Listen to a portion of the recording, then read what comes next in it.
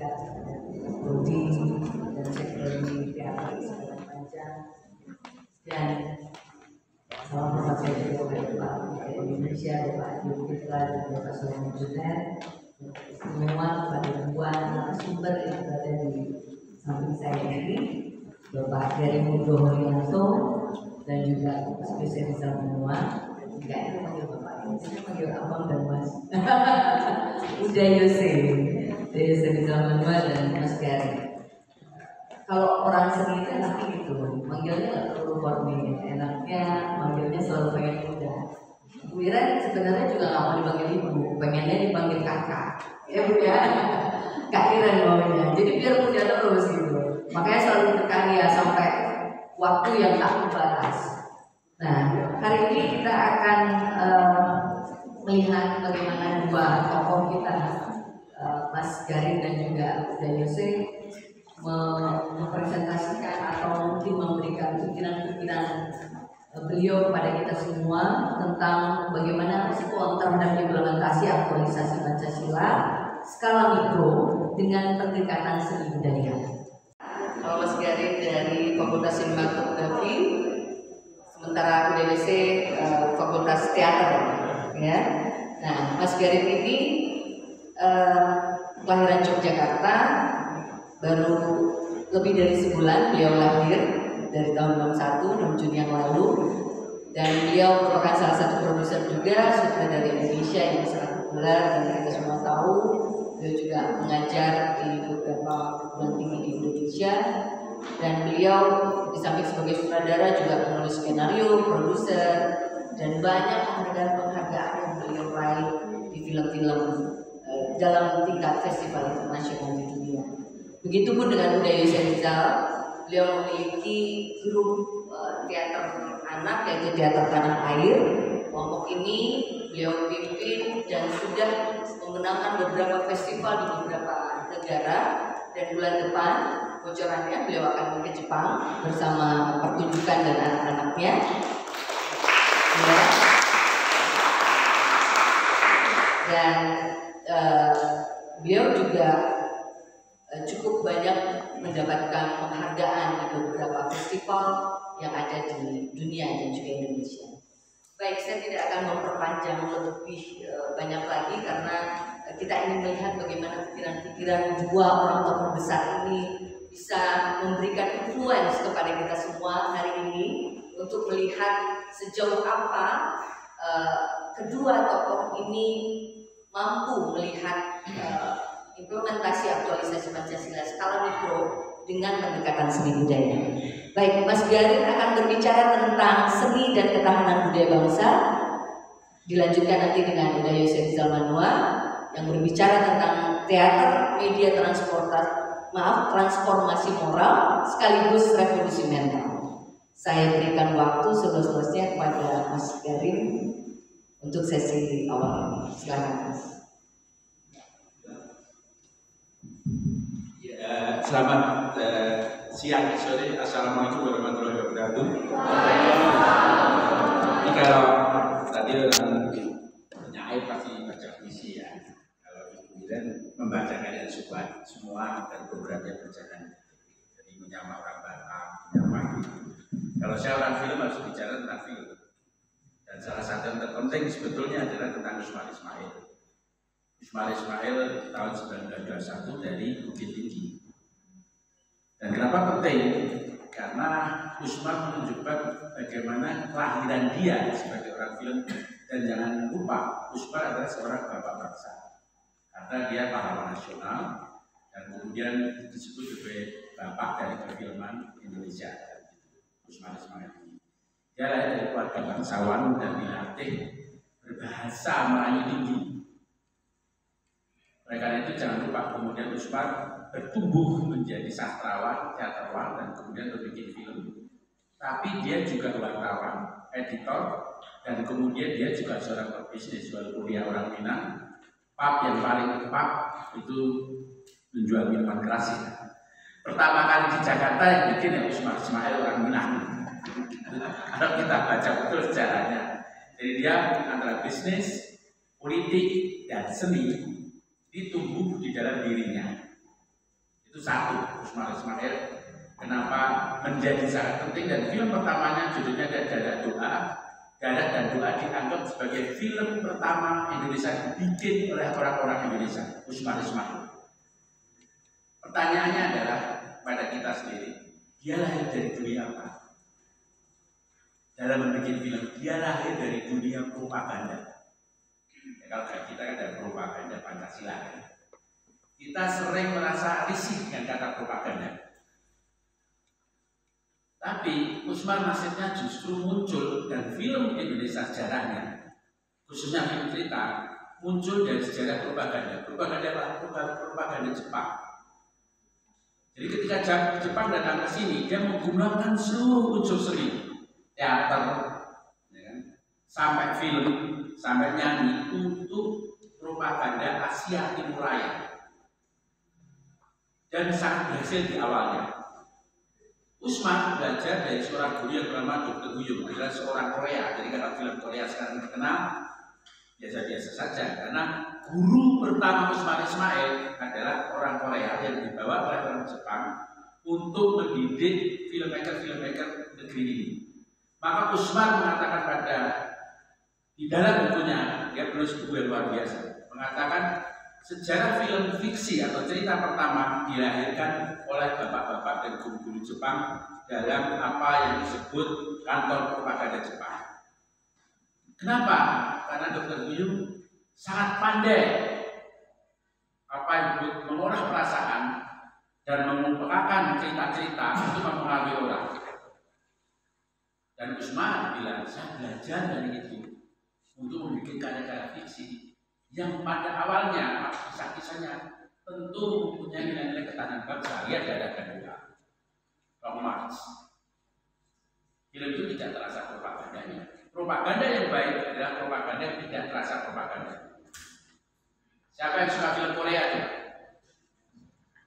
Sinetron Korea siapa yang suka? Di Netflix ataupun di TV pasti suka semua yang rata-rata ya. Nggak pernah. Lalu nonton film apa? Pasti filmnya Reza ya. Ikatan Cinta pasti ya. Mari kita lihat Ikatan Cinta atau apa, Layangan Putus ya. Mari kita lihat keseluruhannya adalah kepandaian bercerita sebetulnya, kepandaian bertutur dalam media seni apapun juga. Dan mari kita lihat kenapa bahkan Usmar Ismail kenapa bisa menjadi tokoh dalam sejarah film Indonesia. Tapi kita lihat tokoh-tokoh di negeri ini atau di Sumatera Barat ini, Tan Malaka, Sahrir, Hatta, semua tokoh-tokoh itu 7 tokoh yang menjadi tiang utama kemerdekaan Indonesia. Mari kita lihat latar belakang mereka. Pasti latar belakangnya dididik oleh sistem di dalam kehidupan keluarga mereka dan sistem nagari yang memungkinkan satu, kepandaian diplomasi, bertutur, berpantun, berceloteh, sehingga mereka menjadi ahli-ahli politik Indonesia dan tentu saja berkarakter tertentu. Mau Buya Hukam atau siapa saja. Pertanyaannya kita, apakah ada dari kita semua pemimpin-pemimpin sekelas mereka dan dilahirkan dari sistem nagari yang ada di tanah ini? Usmar Ismail saja lahir dari sistem pendidikannya, dan kemudian baru sekolah resmi yang luar biasa dan menjadi tokoh-tokoh utama dari negeri ini. Muhammad Yamin lahir dari mana? Yang membentuk Pancasila, Sawalunto. Dia seorang apa yang disebut Bapak Soneta Indonesia. Pancasila lahir tidak mungkin tanpa para budayawan yang politikus. Tidak mungkin. Kalau dia hanya orang partai saja, Pancasila tidak akan pernah lahir. Hatta mengawini istrinya dengan memberi buku. Dia seorang pembaca buku yang baik. Soekarno, Anda tahu dia pecinta seni yang baik. Dengan kata lain, sebetulnya kalau hari ini kita bicara tentang ketahanan bangsa, sebetulnya adalah jika Anda mengukuhkan diri Anda dalam kebudayaan Anda sendiri, dalam apa yang disebut Kamus Besar Keindonesiaan, maka Anda akan menjadi manusia yang memungkinkan melahirkan ketahanan kebangsaan yang luar biasa. Karena sesungguhnya seluruh cerita hanya memungkinkan 3 orang, 3 hal, karakter, peristiwa, dan kemudian yang ketiga nilai-nilai yang ada di dalamnya. Nonton karya-karya Korea misalkan, Konfusianisme luar biasa, respect pada orang tua, hormat pada ayah ibu. Selalu kalau masih minum sama orang tua aja, hormatnya luar biasa. Ada bos dalam perusahaan, hormatnya luar biasa. Tetapi storytellingnya menghibur sekali. Nah, itu ketahanan bangsa yang menyangkut karakter berbangsa, peristiwa-peristiwa yang memberi value hidup. Karena sebenarnya seluruh film adalah moment of life, kisah-kisah yang menginspirasi manusia kita tentang sedih, gembira, haru, empati, kepahlawanan dan sebagainya. Seluruhnya adalah bagaimana sebuah karakter manusia dalam sebuah film membangun moment of life, peristiwa-peristiwa hidup yang memberi inspirasi Anda semua. Saya tanya, mana ada film yang tidak memberi inspirasi? Apa itu kepahlawanan? Entah itu kepahlawanan cipta, kepahlawanan politik, kepahlawanan ekonomi, pasti ada. Dan ada bermimpi jadi hero cipta, hero politik, hero ekonomi, hero rumah, dan sebagainya. Dan seluruh nilai-nilai kepahlawanan itu sebagai ketahanan bangsa. Oleh karena itu sebetulnya kalau belajar di tokoh-tokoh bahkan di tempat Anda sendiri, yaitu di Sumatera Barat, Anda akan lihat Salim itu seorang ahli diplomasi yang luar biasa. Dia tidak mungkin lahir kalau tidak menjadi bagian dari struktur Ibu Nagari. Dalam negara kan selalu keputusan diambil bersama. Gelanggang dilihat banyak orang, dilihat mata yang banyak contohnya. Selalu seperti itu. Maka para pemimpin politik Indonesia 70% di awal itu ada orang-orang Minang, karena dia menghidupkan nagarinya, sistemnya. Yang di dalamnya sistem pemerintahan, sistem adat muncul semuanya dalam kenegaraan Republik ini. Tapi mari kita lihat agama yang lain misalkan. Masih kita bisa ahli bahasa Indonesia. Ahli bahasa Indonesia harus kira kalau Anda pernah datang ke Ramalera, tempat berburu paus, rumahnya kecil di ujung pelabuhan. Tarantukan kapal sepanjang 12 jam. Dan nanti kalau turun dari kapal, disambut kapal-kapal kecil, baru datang ke rumah dia. Dan kalau kita berburu paus, kita naik perahu kecil-kecil, lalu menumpang paus di tengah laut. Saya sudah 3 kali ke sana. Kenapa dia bisa menjadi ahli bahasa Indonesia? Karena orang Indonesia Timur. Dan rata-rata orang Indonesia Timur lahir dari banyak dari wilayah Indonesia Timur atau ahli bahasa kita. Kenapa? Bahkan dalam agama pun mendidik mereka di seminar-seminar itu memakai bahasa Indonesia yang baik dan benar. Orang-orang Belanda, orang Eropa yang mengajar di seminar karena belajar bahasa Indonesia secara formal, maka mereka membangun kebahasaan dengan luar biasa. Lahirlah seorang Boris Kira yang dia lahir dari seminar. Dari agama lain pun sesungguhnya kemasyarakatan, pendidikan, tradisi mereka itu menciptakan manusia-manusia yang bisa menjadi apa yang disebut tonggak-tonggak ketahanan bangsa kita. Oleh karena itu kalau hari ini kita bicara tentang ketahanan bangsa, maka kita bicara bahwa dalam sistem nagari, seni menjadi bagian yang penting. Salah satunya adalah seni bercolotek, seni saling berdialog misalkan. Yang kemudian ada sastra tuturnya misalkan, kemudian ada tarinya, kemudian ada berbagai bentuk kembangnya, musiknya dan sebagainya. Dan ini semua tumbuh dari kebutuhan untuk hidup bersama, itu ada dalam Pancasila. Kebutuhan untuk saling gotong royong itu ada dalam Pancasila. Kehidupan untuk apa yang disebut mencintai Tuhan ada pada gotong royong. Sehingga kalau kita lihat seni-seni ini adalah bagian dari sebuah ketahanan bangsa.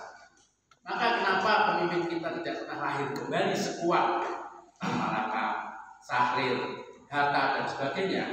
Ada kemungkinan juga karena tidak lagi mengolah apa yang disebut unsur-unsur yang hidup di dalam nilai-nilai tradisi kita, termasuk nilai-nilai seninya, khususnya dalam lingkungan bernagari. Kalau kita lihat riwayat Malaka, bayangin mau berangkat aja ke Jawa, itu kan di iuran dari kampung-kampung untuk sekolah zaman itu.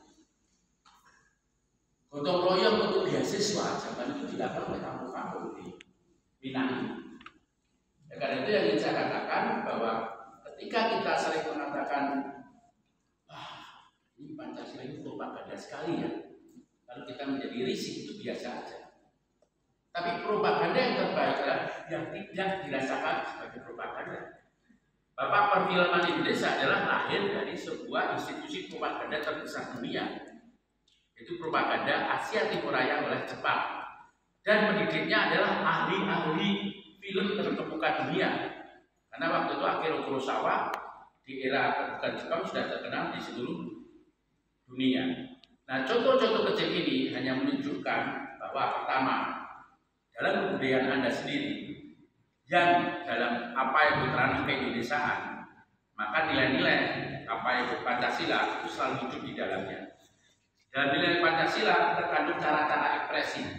Cara-cara ekspresi itu macam-macam, dari bentuk-bentuk film, tari, teater, dan sebagainya selalu menjadi bagian dari kehidupan Anda sendiri. Oleh karena itu pada hari ini saya ingin mengatakan, ketika Anda menghidupkan kebudayaan Anda dalam ranah keindonesiaan sesungguhnya, Anda dilatih menjadi manusia yang punya karakter, bisa membangun momen of life Anda, dan menemukan tujuan-tujuan hidup Anda. Seluruh tokoh-tokoh penting dalam sejarah ini, kalau nggak dilatih di negara yang serba berdebat, bernegosiasi, ya kan, berpantun, pasti dia tidak menjadi seorang ahli yang luar biasa. Misalnya lah, kalau kita lihat tokoh-tokoh kita Tan Malaka, dia bisa hidup di berbagai tempat. Karena kemampuan orang Minang memang bisa hidup di berbagai tempat. Menteri Luar Negeri pertama dari Minang. Menteri Luar Negeri pertama dari Minang. Itu kan menunjukkan bahwa apa yang bernilai-nilai tradisi kita itu tidak pernah mati karena dia hidup terus mengembangkan dirinya. Dari sini merantau ke sebuah sekolah, mengalami transformasi ke nasionalan dan ke globalan dan terus menerus. Maka bagi teman-teman di sini pada hari ini yang disebut ketahanan budaya adalah ketahanan nilai-nilai yang sebetulnya ada dalam kehidupan Anda sehari-hari yang sering dilupakan, dan yang kedua sering tidak ditransformasikan di zaman baru. Jadi saya dari Ibu Moderator ini saya panggil ibu saya informatif itu harusnya misalnya rumah ibadah kita bisa memfungsikan sekarang menjadi ruang publik di depan, tidak sekedar sebagai heritage. Itu kan mengalami transformasi ke depan yang terus-menerus kita fungsikan kembali. Kita kalau di media sosial quotes menjadi bagian hidup Anda. Kalau Anda nonton di Perfect Fit, menonton di Netflix ada tulisan channel saya berjudul Perfect penuh quotes, dan anak-anak muda sekarang quotes seorang apa namanya Buya Hamka, Anda aja buka aja di media sosial kan 50 kata-kata utama dari Buya Hamka itu quotes. Dan orang-orang Minang sangat luar biasa dalam membangun quotes-quotes yang bersifat pantun puisi seperti itu. Dan quote-quote itu misalkan di contoh ketahanan budaya dan ketahanan Pancasila bisa dijadikan alat untuk menerangkan nilai-nilai di dalam Pancasila, kan seperti itu. Contohnya dengan cara pendekatan yang sangat populer untuk zaman ini. Nah, hari ini saya tahun ini akan bikin film dari film musikal. Bintangnya Nicholas Saputra, mesti Anda nggak kenal ya? Nicholas Saputra ya. Sendiri di sini nggak kenal Nicholas Saputra. Mungkin akan film tentang sejarah film Indonesia yang akan beredar tahun depan, tapi bulan November ini akan beredar film saya judulnya Puisi Cinta yang Membunuh. Ya kan?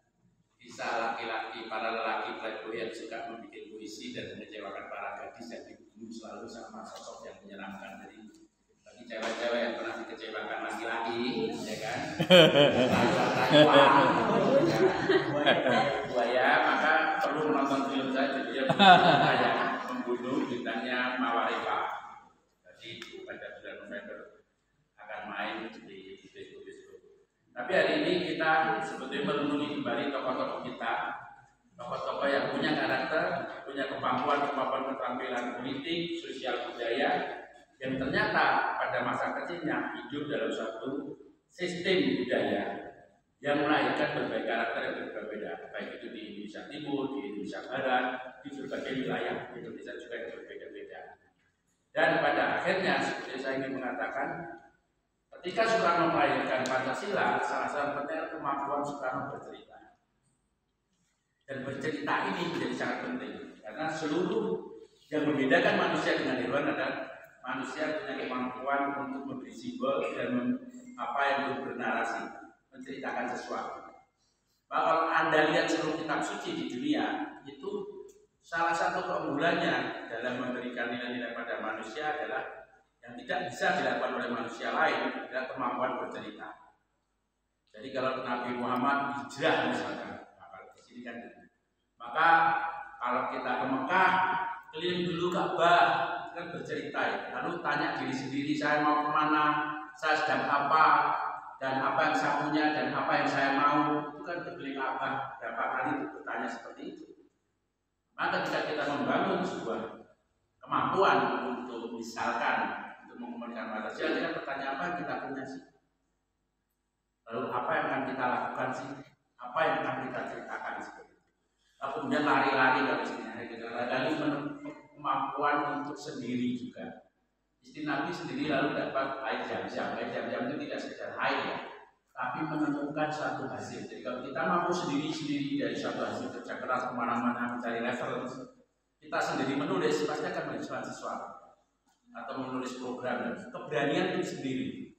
Maka pada hari ini ketika ada bertanya, kalau ada program menyangkut apa yang disebut dengan ketahanan budaya itu, apa yang saya punya, lingkungan apa yang saya punya ini, dan saya mau melangkah apa, lalu saya cari referensi kemana-mana, lalu saya bertanya, aku harus menulis di program ini, aku harus tahu ini, dan kemudian membuang hal yang dulu, kan kalau melempar itu kan buang yang dulu, kemudian merenung dan kemudian baru lahir kembali.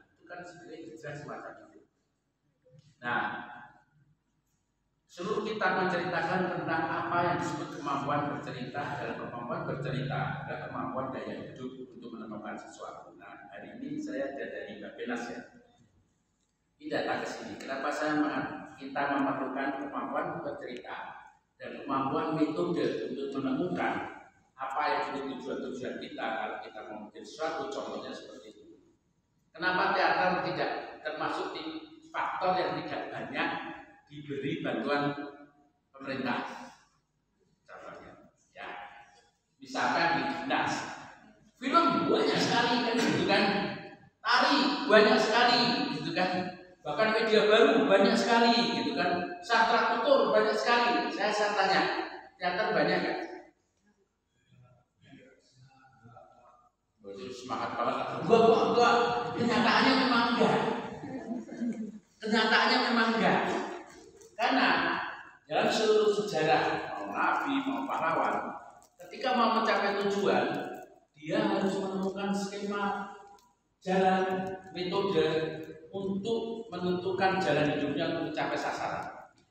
Itu paling penting. Selain kemampuan storytelling, ada storytelling dan ada kemampuan menemukan suatu skema dalam hidupnya untuk mencapai kiblat. Kalau dalam hijrah kan masjid kembang ke arah kiblat Indonesia. Nah, makanya kalau misalkan hanya pada saya, Mas Dian kok bisa ya bikin film? Misalnya aku ingin menciummu sekali saja, itu ada sejarah sendiri yang aku mencium sekali saja. Sebetulnya ada adegan untuk Robing ciuman sama aktor Papua. Seperti yang ini untuk guyonan ya, ini fiksi. Fiksi untuk menghibur Anda, nyatanya nggak ada, ya kan? Lalu ada adegan ciuman itu sebetulnya untuk Robing yang terkenal sekali ya, ciuman dengan orang Papua. Tapi tiba-tiba saya bilang ke teman-teman, nggak usah ada ciumannya. Lalu teman-teman, Mas Hari kenapa nggak ada ciumannya? Saya jawab, kalau saya nggak suka adegan fisik, gitu, sombong gitu ya. Sebenarnya saya cemburu betul. Kenapa pemain saya dicium orang lain? Ya kan? Bibirnya bagus gitu ya. Kok dicium pemain? Coba saya tanya. Kamu merasa rugi lah? Kamu melatih pemain, ya kan? Dia jadi gadis sampul atau yang menjuri waktu itu umur berapa tahun? Rugi nggak kalau dicium orang lain? Ya rugi ya udah gitu. Saya juga merasa rugi waktu itu. Tapi kalau saudara kan sombong ya. Jadi ketika ditanya, padahal saya cemburu betul dicium orang lain gitu ya. Udah melatih, membayar ya kan ya. Ya ini repot betul hidup saya untuk seorang perempuan. Kok dicium orang lain? Saya putuskan tidak boleh ada ciuman. Harus sadar lebih bawah untuk itu sebetulnya kekerdilan diri saya. Tapi ya dibilang kalau sudah tidak boleh ada. Tapi ini contoh. Jadi kenapa kok butuh Bunda itu kita punya Papua itu berhasil mendapatkan dana internasional. Mata tertutup dapat dana dari Safari Ma'arif Institute. Ya. Kemudian peristiwa tahun 65 dapat dana dari NGO juga. Lalu kemudian sekarang bikin kayak Sandiwara dapat dana dari BPIB misalnya. Maka seorang pencetak adalah satu. Dia seorang yang mengandung unsur-unsur kepemimpinan seni dan pengetahuan seni itu sudah pasti. Tapi dalam dirinya ada kemampuan manajerial. Itu paling penting. Maka seseorang pencipta seperti Anda kalau ada BP, Anda harus tahu skema program-program kalau dalam hubungan dengan pemerintahan sekarang. Skema dari program nasional itu seperti apa? Tadi rekan teman saya dari Bappenas, setiap tahun setiap apalagi 5 tahun sekali sering. Itu ada program-program nasional dari lembaga-lembaga, misalnya Dinas, BPIP, ini dan sebagainya. Program-program itu punya apa yang turunan-turunan sampai pada teknis. Nah, dari Bapeda misalkan pada kepala daerah sampai Dinas, pendidikan nanti dari Bapeda sudah saya akan ajak Bapeda supaya Anda tahu tepuk tangan untuk dari Bapeda. Ketika Anda tahu peta itu, maka Anda tahu bahkan jangan pernah ya. Pemberi dana harus tahu bahasa Anda. Hanya orang yang aktif bisa memberi dana. Kita harus tahu bahasa mereka. Jadi misalkan dana tahun itu tentang conflict resolution, bahasanya itu di dalam NGO. Maka film saya temanya conflict resolution. Saya tidak akan mengatakan dulu topeng jatuh cinta, enggak. Saya tentang conflict resolution antara para pemerintah Papua dan pemerintah Indonesia. Judulnya conflict resolution. Saya membuat sandiwara keliling, judulnya civic education.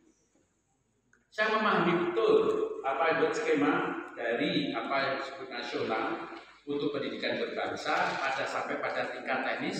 Dan kemudian ketika saya bikin proposal, saya memahami jangan begini. Ada pemerintah, ada institusi teknis, temanya perempuan, kita tokohnya laki-laki semua, ini masuk akal semua. Gitu. Nah, coba nih Bappenas ceritakan tadi yang kita omongkan. Oh iya, matur suwun Mas Gadit. Perkenalkan, nama saya Igon dari Badan Perencanaan Pembangunan Nasional. Ini bosan lah aku dari pemerintahan gitu kan. Image-nya kan seperti itu. Nah, seperti yang disampaikan oleh Mas Gadit tadi bahwa setiap tahun pemerintah pusat maupun pemerintah daerah itu akan pasti punya program prioritasnya. Dengan program prioritas ini alokasi anggarannya kan pasti terbatas, gitu kan ya. Jadi alokasi terbatas ini pasti akan ditujukan misalnya di tingkat ini Kabupaten Padang Panjang ya. Kota Padang Panjang. Kota Padang Panjang pasti punya prioritasnya sendiri. Misalnya ada 1, 2, ada 10 lah misalnya seperti itu. Nah, bagaimana teman-teman ini yang dari kesenian kebudayaan gitu kan, maupun dari NGO lain bisa memahami tadi yang kata Mas Ere, bahasa dari birokrasi pemerintahan. Yang tadi yang saya sebut adalah bahasa prioritas nasional gitu kan, atau prioritas daerah. Nah, ketika mendekatkan tadi membuat proposal, usahakan selalu bisa memahami bahasa itu. Jadi misalnya setiap tahun ini saya bicara dari sisi perencanaan, karena jadi gini, dari sisi perencanaan akan selalu mengatakan bahwa tadi ada prioritas dan juga alokasi anggaran pasti ke sana. Misalnya tema kesenian budaya mengenai tadi ngobrol sama ini mengenai sastra, peningkatan literasi maupun sastra gitu kan. Nanti dicari di prioritas nasional, di prioritas daerah di kota misalnya Padang Panjang maupun di nasional, cari cantolan yang prioritas nasional, prioritasnya adalah mengenai sastra maupun tingkatan literasi. Itu untuk pengantar awal gitu kan, untuk pengantar awal. Nanti di bawahnya baru teknisnya adalah mengenai program itu sendiri. Jadi adalah untuk triknya adalah nanti mendekat ke Badan Perencanaan Pembangunan Daerah maupun nasional gitu. Satu lagi ke dinas terkait, misalnya adalah dinas kebudayaan maupun dinas apa gitu kan misalnya, baru ke sana gitu. Jadi dari sisi teknisnya di dinas tersebut bisa mengetahui, dan sisi perencanaan juga tahu gitu. Misalnya kayak tadi udah muncul gitu kan ya, ada program sastra oke, sampein ke dinas budaya aja. Iya, dinas budaya aja. Pernah nggak di Badan Perencanaan Pembangunan Daerah gitu? Oh nggak pernah. Nah, pantas saja gitu kan ya. Karena dinas budaya itu belum tentu menyatakan bahwa misalnya proposal tersebut merupakan riset prioritas gitu kan ya. Apalagi di Badan Perencanaan Pembangunan Daerah. Kalau misalnya dua lembaga ini bisa masuk, konsep gagasan tersebut akan diprioritaskan dengan tahun tersebutnya. Tahun depan misalnya. Ini kalau dari sisi perencanaan penganggaran ini udah nggak bisa. Ini masuk ke tahun depan lagi gitu kan ya. Itu mengenai skema bagaimana dari teman-teman kebudayaan, seni gitu kan ya, maupun NGO yang lain bisa mendapatkan bantuan dari pemerintah gitu kan ya, mengenai program-program. Itu satu. Atau yang kedua, di pusat kami sedang merancang mengenai dana abadi untuk organisasi masyarakat sipil atau ormas gitu kan ya. Itu bisa juga nanti kalau misalnya peraturan tersebut goal, kita bisa mendapatkan dana dari tersebut gitu kan. Ada juga dana pendidikan, kebudayaan dan lain-lain. Jadi ada berbagai macam cara bagaimana bisa mendapatkan bantuan dari pemerintah gitu kan. Selain misalnya tadi dari donor asing atau NGO gitu kan, dan juga dari pemerintah gitu. Mohon maaf ini bahasanya agak sedikit birokratis dan perencanaan penganggaran, tapi kira-kiranya teman-teman perlu tahu, tadi Mas Garin katakan bahwa perlu tahu juga bahasa yang di atas seperti apa gitu kan. Nanti kalau yang di atas nggak tahu bahasanya gitu akan sulit untuk mendapatkan bantuan tersebut kiranya. Terima kasih Mas Garin.